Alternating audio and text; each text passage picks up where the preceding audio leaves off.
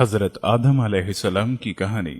اور اے پیغمبر، اس وقت کا تصور کرو جب آپ کے رب نے فرشتوں سے کہا میں زمین میں ایک خلیفہ بنانے والا ہوں، تو وہ کہنے لگے کیا تو اس میں ایسے شخص کو خلیفہ بنائے گا جو اس میں فساد مچائے گا اور ایک دوسرے کے خون بہائے گا، جبکہ ہم تیری حمد و ثنا کے ساتھ تسبیح و تقدیس بھی کر رہے ہیں۔ اللہ تعالیٰ نے انہیں جواب دیا جو کچھ میں جانتا ہوں وہ تم نہیں جانتے۔ اس کے بعد اللہ تعالیٰ نے آدم کو تمام اشیاء کے اسماء سکھا دیے، پھر ان اشیاء کو فرشتوں کے روبرو پیش کر کے ان سے کہا اگر تم اپنی بات میں سچے ہو تو مجھے ان اشیاء کے نام بتا دو۔ فرشتے کہنے لگے نقص سے پاک تو تیری ہی ذات ہے، ہم تو اتنا ہی جانتے ہیں جتنا تو نے ہمیں سکھایا ہے، اور ہر چیز کو جاننے والا اور اس کی حکمت سمجھنے والا تو تو ہی ہے۔ اللہ نے آدم سے فرمایا اے آدم، ان فرشتوں کو ان اشیاء کے نام بتا دو۔ تو جب آدم نے فرشتوں کو ان چیزوں کے نام بتا دیے تو اللہ نے فرشتوں سے کہا کیا میں نے تمہیں یہ نہ کہا تھا کہ میں ہی آسمانوں اور زمین کی پوشیدہ باتیں جانتا ہوں، اور ان باتوں کو بھی جانتا ہوں جو تم ظاہر کرتے ہو اور ان کو بھی جو تم چھپاتے ہو۔ اور وہ وقت بھی یاد کرو جب ہم نے فرشتوں سے کہا آدم کو سجدہ کرو، تو سوائے ابلیس کے سب فرشتوں نے اسے سجدہ کیا۔ ابلیس نے اس حکم الہی کو تسلیم نہ کیا اور گھمنڈ میں آ گیا اور کافروں میں شامل ہو گیا۔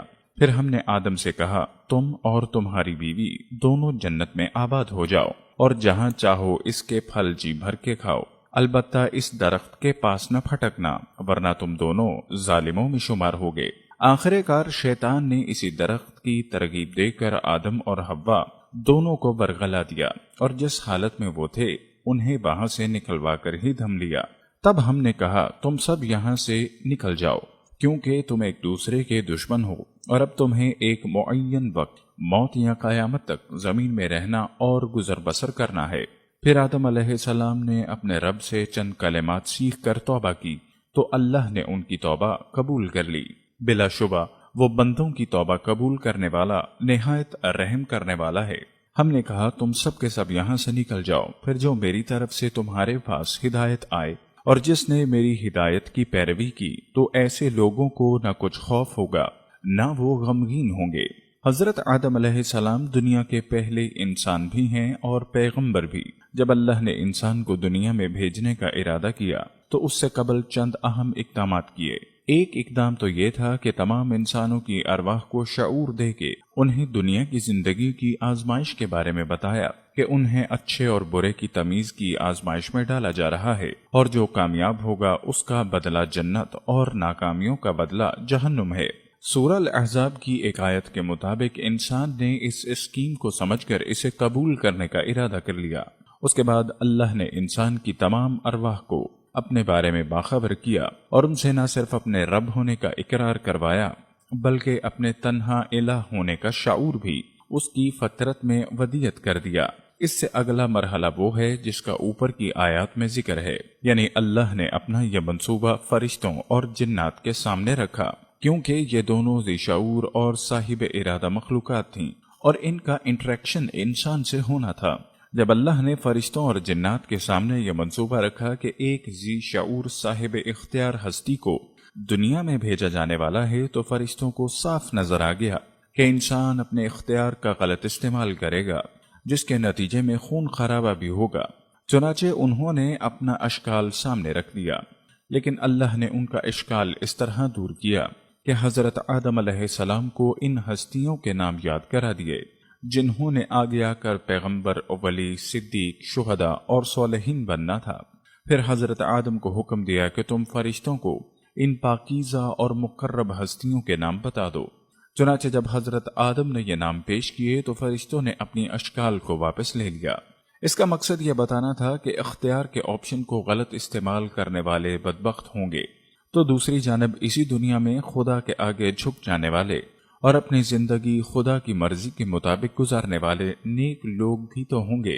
اس کے بعد اگلے مرحلے تمام جنات و فرشتوں کو انسان کے سامنے سجدہ کرنے کا حکم دیا، اور اس کا مطلب یہ تھا کہ یہ دونوں مخلوقات انسان کی آزادی اور اختیار میں کوئی مداخلت نہیں کریں گے۔ جنات میں سے شیطان نے جھکنے سے انکار کر دیا، جو اس بات کا اعلان تھا کہ وہ انسان کو آزادی اور آسانی کے ساتھ خدا کی رضا حاصل نہیں کرنے دینا چاہتا۔ چنانچہ اللہ نے اسے راندہ درگاہ کر دیا۔ پھر اللہ نے حضرت آدم اور حضرت حوا کو دنیا میں بھیجے جانے سے قبل دنیا کی زندگی میں پیش آنے والی آزمائش سے آگاہ کرنے کے لیے ایک جنت میں بھیجا۔ اس جنت میں انہیں تمام سہولیات دی گئیں، بس ایک درخت کا پھل کھانے سے روک دیا۔ شیطان نے اپنا مشن شروع کر دیا اور انہیں ورگلایا۔ ابتدا میں تو دونوں انکار کرتے رہے، لیکن ایک وقت آیا کہ دونوں شیطان کی باتوں میں آ گئے اور اس درخت کا پھل کھا لیا۔ اس کے نتیجے میں وہ جنت کی سہولیات سے محروم ہو گئے۔ جب انہیں اپنی غلطی کا احساس ہوا تو انہوں نے اللہ کی جانب رجوع کر لیا۔ اس پر اللہ نے انہیں معاف بھی کر دیا۔ اب اس ابتدائی جنت کی تربیت مکمل ہو چکی تھی، اس لیے اللہ نے دونوں کو دنیا میں بھیج کر اس امتحان کی ابتدا کر دی جس میں ہم آزمائے جا رہے ہیں۔ تذکیری اور اخلاقی پہلو۔ حسد بری بیماری ہے۔ شیطان ایک عالم و فاضل اور عبادت گزار ہستی ہونے کے باوجود بہک گیا اور محض حسد کی بنا پر سجدے سے انکار کیا۔ اس سے یہ ثابت ہوا کہ حسد اتنی بڑی بیماری ہے۔ استکبار اور عاجزی۔ شیطان اور حضرت آدم علیہ السلام دونوں سے غلطی ہوئی، لیکن دونوں کا رد عمل مختلف تھا۔ شیطان نے سجدے سے انکار کیا اور جب اللہ نے اسے اس کی غلطی کا احساس دلایا تو اس نے غلطی تسلیم کرنے اور معافی مانگنے کی بجائے خود اللہ ہی کو قصوروار ٹھہرا دیا۔ دوسری جانب حضرت آدم و حوا کو جب اپنی غلطی کا احساس ہوا تو وہ اکڑنے کی بجائے عجز و انکساری کا پیکر بن گئے۔ چنانچہ اللہ نے شیطان کو مردود بنا دیا اور حضرت آدم و حوا کو مقبول۔ آج بھی انسان سے یہی رویہ مطلوب ہے۔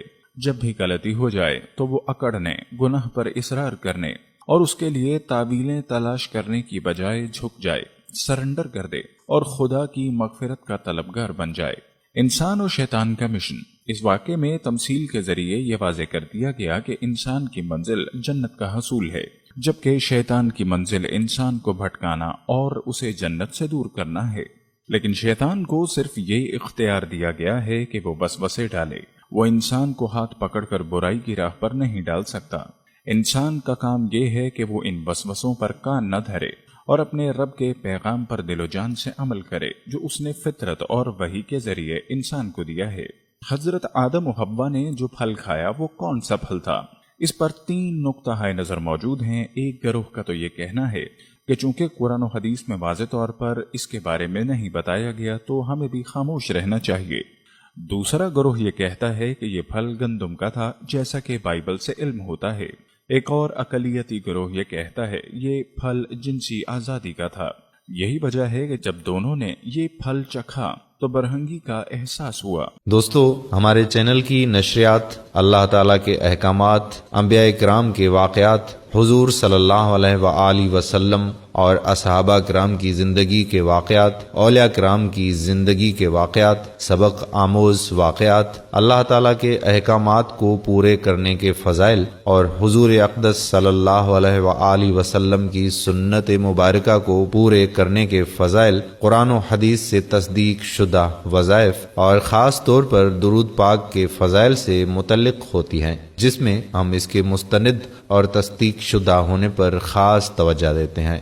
ہمارا تعلق کسی بھی فرقے یا گروہ سے نہیں اور ہمارا مقصد خالصتاً اللہ تعالیٰ کی رضا کے لیے نیکی کا پیغام امت مسلمہ تک پہنچانا ہی ہے۔ یہ ویڈیوز ہمارے چینل پر اپلوڈ ہو چکی ہیں یا ہونے والی ہیں، جن کا ٹائٹل آپ ابھی دیکھ رہے ہیں۔ آپ کے تعاون کا بہت بہت بہت شکریہ۔ اللہ اور اس کے رسول کا یہ پیغام دنیا کے آخری کونے تک پہنچانے میں ہمارا ساتھ دیجیے۔ ہمارے چینل کو سبسکرائب کریں اور ہمارے فیس بک پیج کو لائک کریں اور ہماری ویڈیوز کو شیئر بھی کیا کریں۔ یہ صدقہ جاریہ ہے جس کا ثواب ہمیں مرتے دم تک بلکہ مرنے کے بعد تا قیامت ملتا رہے گا۔ اپنا خیال رکھیے گا۔ اللہ تعالیٰ کے احکامات کو پورا کرنے اور حضور صلی اللہ علیہ وآلہ وسلم کے طریقوں کے مطابق زندگی گزارنے کی کوشش اور نیت ضرور کیجیے گا، اور درود شریف کا بہت زیادہ اہتمام کیجیے اور لوگوں کو بھی اس کی تلقین کرتے رہیں۔ درود شریف دنیا و آخرت کے خزانوں کی چابی ہے۔ حضرت حذیفہ رضی اللہ تعالی عنہ کا فرمان ہے کہ درود شریف کا پڑھنا درود شریف پڑھنے والے کی اولاد اور اس کی اولاد کی اولاد کو رنگ دیتا ہے۔ جزاک اللہ۔